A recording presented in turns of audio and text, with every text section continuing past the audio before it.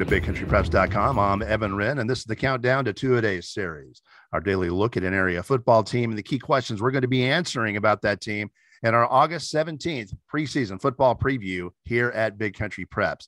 I'm with my partner, Dan Youngblood, via Zoom. And tonight, Dan, one of the perennial powers of the Big Country, the Wall Hawks, are going to be our topic of conversation. Yeah, and this is going to be an interesting Wall team this year. They had, by their standards, probably a little bit of a substandard record last year, going 5-5.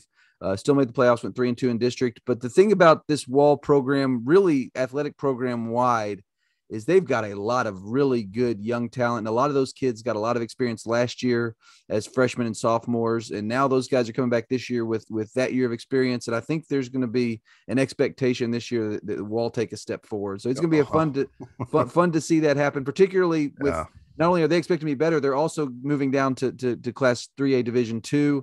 This could be a big season for the Wall Hawks. They've got just about everybody back, especially on the defensive side. And you've got, a defensive coordinator like Craig Slaughter probably just licking his chops right now. He's got 10 defensive starters to work with coming back from last year.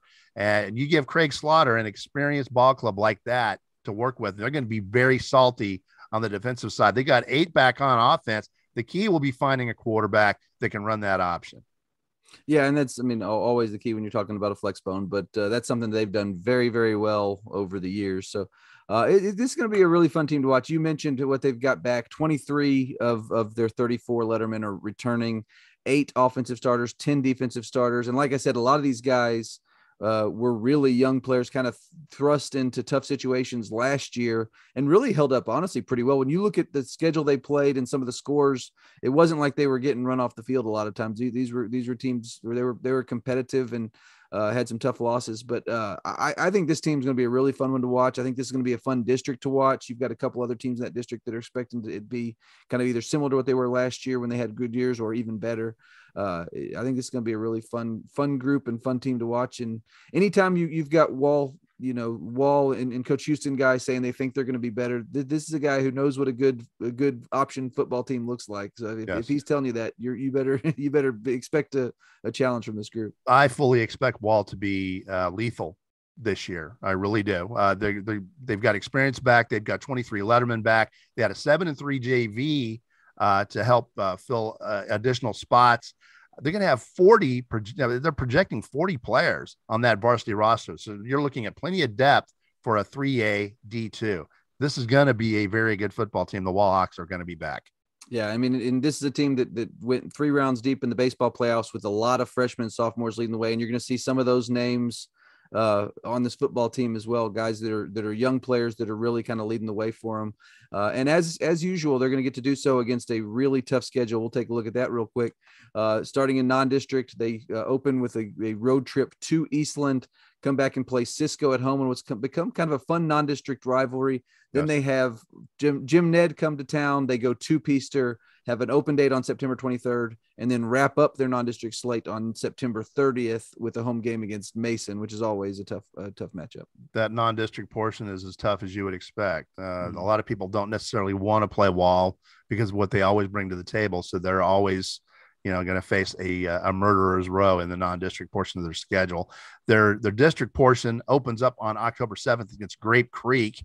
Then they face Ballinger at home. 2 straight home games to open up their district slate.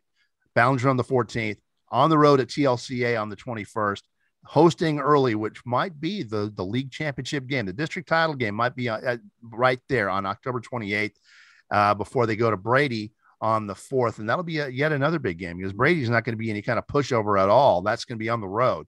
So that's a challenging and fun schedule for the Wall Hawks. The Wall Hawks fans, I'd have a lot of fun watching them. Yeah, and the thing that's interesting about this year, we expect to be better, and the schedule really kind of plays in their favor with 6 home games, including 3 in district, including that big game against Early that we talked about. But you touched on Brady. I think Early, if you're looking at this, is probably the game of the year. Most people would consider those two the kind of the favorites of this district, particularly with both those teams having played and had success at the D1 level in previous years.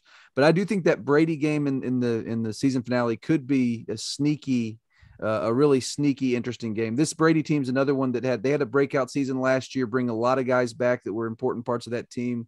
And these are two teams in Brady and Wall that really enjoy playing physical football. That could be a really fun physical game at the end of the season between two teams that I think both expect to have not only make the playoffs, but have some success in the playoffs. So there's going to be some good ball games in that league.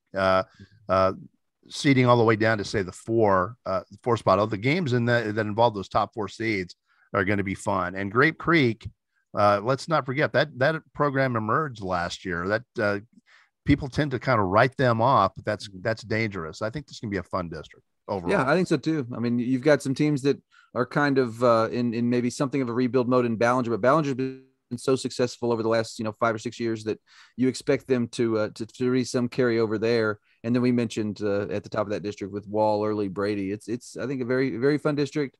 And this Wall team, I mean, I think that they're going to be in the thick of whatever happens in that league. So it should be a fun season for Wall and Wall fans. And all right, with that, it's about time to wrap up the Countdown to Two-A-Days series. Tonight's episode, the Wall Hawks. But before we do that, we want to remind you that we've got 3 separate subscription packages here at Big Country Preps. We've got a monthly for $5 a month.